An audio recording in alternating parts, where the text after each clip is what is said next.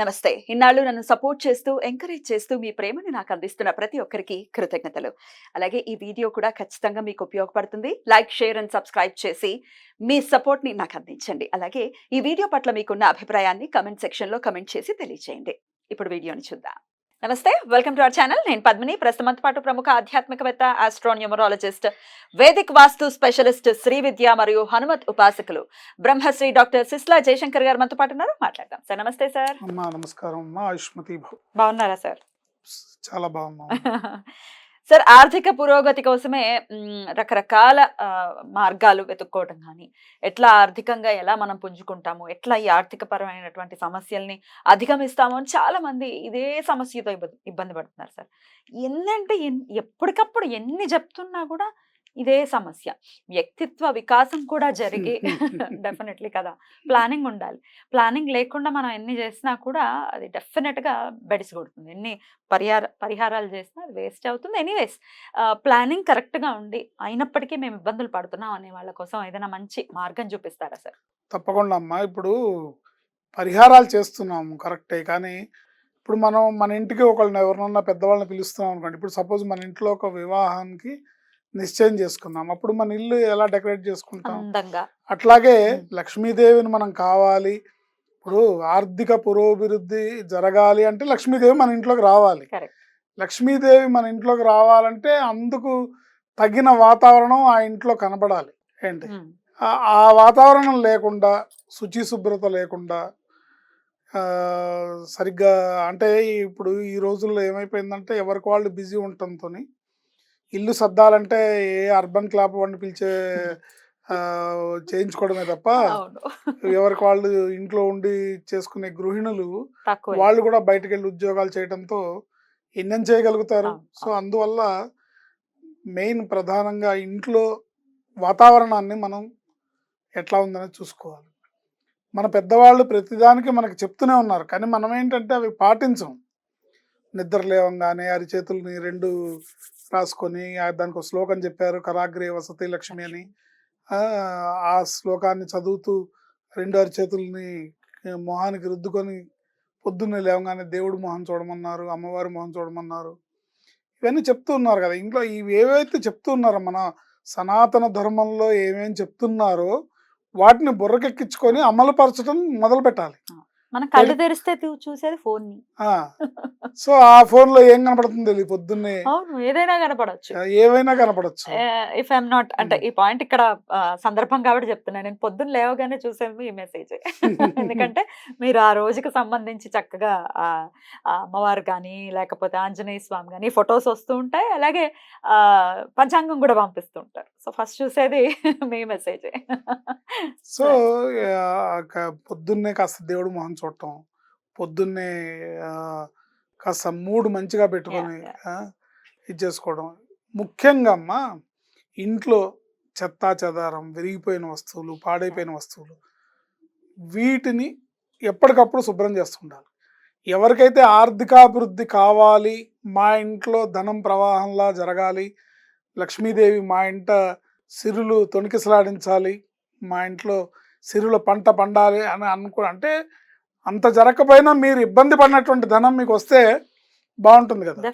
మీరు ఎక్కడ వెతుక్కోకుండా, మీరు దేనికి తడుముకోకుండా, ఇబ్బంది పడకుండా సమయానికి మీకు ధనం చేతికి అంతూ ఉంటే లక్ష్మీదేవి ప్రవాహం ఉన్నట్టే. ఇది జరగాలంటే ఇంట్లో వేస్ట్ సామాన్లు ప్రతి శనివారం నాడు బయట పారేయాలని ఒక నియమం పెట్టుకోవాలి. శనివారం నాడు ఆ పని పెట్టుకోవాలి. ప్రతి శనివారం నాడు చెత్త చెదారం, ఏ పనికిరాని వస్తువులు, విరిగిపోయిన వస్తువులు, బిల్లులు, కాగితాలు అన్ని ఏ పనికి వస్తాయని ఒక దాంట్లో పడేస్తూ ఉంటాం. ఏమో ఎప్పుడు అవసరం అవుతుందని పడేస్తూ ఉంటాం. నంబర్లు రాసుకోవడానికి కూడా ఏంటి ఇవన్నీ కూడా ప్రతి శనివారం నాడు శుభ్రం చేసుకునే ప్రక్రియ పెట్టుకోవాలి. ఏంటి తర్వాత బాత్రూమ్లు, టాయిలెట్లు, కిచెన్లు, కిటికీలు, దర్వాజాలు డస్టింగ్ శనివారం నాడు పెట్టుకోవాలి. బాత్రూమ్స్ క్లీన్ లేకపోయినా కూడా లక్ష్మీదేవి రాదు. ఇల్లు ఒకటే కాదు. సార్ మిమ్మల్ని నేను కాంట్రడిక్ట్ చేస్తున్నాను అని అనకపోతే నేను ఒక ప్రశ్న అడుగుతాను సార్. అడగండి. అసలు కొన్ని ఇళ్ళు చూస్తే మనం అసలు ఒక నిమిషం కూడా ఉండలేము ఆ ఇంట్లో. అవును. అసలు అడుగు పెట్టలేము, అక్కడ ఉండలేము. అసలు మొత్తం మనం మెంటల్లీ చాలా డిస్టర్బ్ అవుతాం. అంత అవును. అంత శుభ్రత లేకుండా ఉండేటటువంటి ఇల్లులు చూస్తాం. ఉంటాయి. వాళ్ళకు కూడా లక్ష్మీ కటాక్షం ఎలా ఉంటుంది సార్? మరి ఉండదు. అదొకసారి చెప్పండి. ఉండదు. డబ్బున్న బాగా ఎంజాయ్ చేస్తుంటారు లైఫ్. ఎట్లా అది? అంటేనండి ఇప్పుడు గ్రహస్థితి ఉంది కదా! ఆ గ్రహస్థితి ఉన్నప్పుడు వస్తుంది ఆటోమేటిక్‌గా. బట్ అదేమవుతుందంటే దీని తాలూకా నెగెటివ్ ఎఫెక్ట్ ఇంకో దాని మీద పడి ఏ ఆరోగ్యం మీదో, ఎగ్జాక్ట్లీ ఏ యాక్సిడెంట్‌ల రూపంలోనో, ఇంకొక రూపంలోనో, లేకపోతే ఇంకో నష్టాల రూపంలోనో, తీసుకెళ్ళిపోతుంది. ఇంకో రూపంలో వెళ్ళిపోతుంది. అలక్ష్మి ఎక్కడైతే లక్ష్మీదేవి ఉంటుందో వెనకాలే సిద్ధంగా జ్యేష్ఠాదేవి కూడా ఉంటుంది.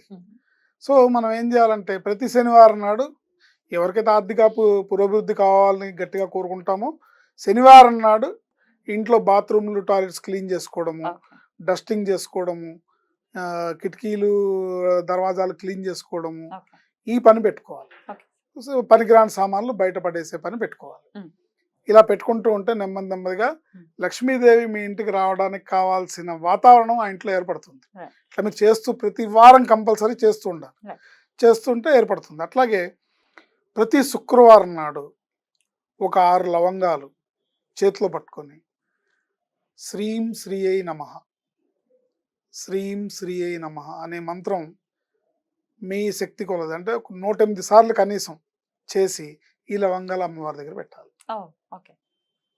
లక్ష్మీదేవి పాదాల దగ్గర పెట్టేయచ్చా? పెట్టేసి అమ్మవారికి పాయసాన్ని నివేదన అంటే ప్రతిరోజు చేయాలి ఈ మంత్రం. అంటే ఒక 41 days దీక్షగా పెట్టుకొని ఒక శుక్రవారం నాడు మొదలుపెట్టి శుక్రవారం ఈ లవంగాల ప్రక్రియ ప్రతిరోజు మంత్రం చదువుకోవడం. మంత్రం అసలు 2-3 minutes కంటే ఎక్కువ పట్టదు. 2-3 minutes కాదు, నిమిషానికి 60 సార్లు అవుతుంది. అవును, నిమిషానికి గట్టిగా చేస్తే 100 సార్లు అవుతుంది. 100 సార్లు 5 నిమిషాల్లో అయిపోతుంది. శ్రీం శ్రీ అయి నమః, శ్రీం శ్రీ అయి నమః అయిపోయిందప్ప, అద్భుతం. అసలు ఈ మాత్రం కూడా మనం వెచ్చించకపోతే కష్టం. సో ఇదైనా చాలా ఇది మహామంత్రం. యాక్చువల్గా ఏంటంటే మీడియా ముఖంగా చెప్పకూడదు, కానీ మరి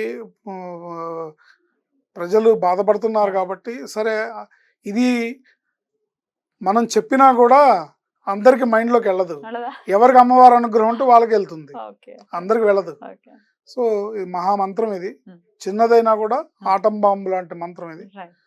దీన్ని మనం రోజుకి 108 సార్లు ఒక శుక్రవారం నాడు మొదలుపెట్టి 41 days ప్రతి శుక్రవారం నాడు లవంగాలు చేతిలో పట్టుకొని అమ్మవారి దగ్గర సమర్పించడం, పాయసాన్ని నివేదించడం, క్షీర పాయసాన్ని అమ్మవారికి నివేదించడం, ప్రతిరోజు మంత్రం చదవటం, కాసిన పాలు అమ్మవారికి నైవేద్యం పెట్టడం. ఈ ప్రక్రియ చేస్తే తప్పకుండా అంటే ఇటు అమ్మవారిని పూజ చేయాలి, శనివారం నాడు ఆ డస్టింగ్ కార్యక్రమం, క్లీనింగ్ కార్యక్రమం పెట్టుకోవాలి. ఈ రెండిటి యొక్క సమాంతరమైన ఇది తప్పకుండా ఆ కుటుంబానికి ఆర్థిక పురోగతిని, ఐశ్వర్యాన్ని తీసుకొస్తుంది. అద్భుతం. ఆ లవంగాల తర్వాత ఏం చేయాలి? మన బీరువాలో దాచుకోవచ్చు. కొన్ని ఒక ఆరేసే అని అంటున్నారు కాబట్టి కొన్ని అవుతాయి కాబట్టి బీరువాలో దాచుకోవచ్చు, ఒక డబ్బాలో వేసి దాచుకోవచ్చు. Right, beautiful sir. చాలా అద్భుతంగా వివరించారు. కృతజ్ఞతలు సార్. నమస్కారం. ఆయుష్మతి భవ.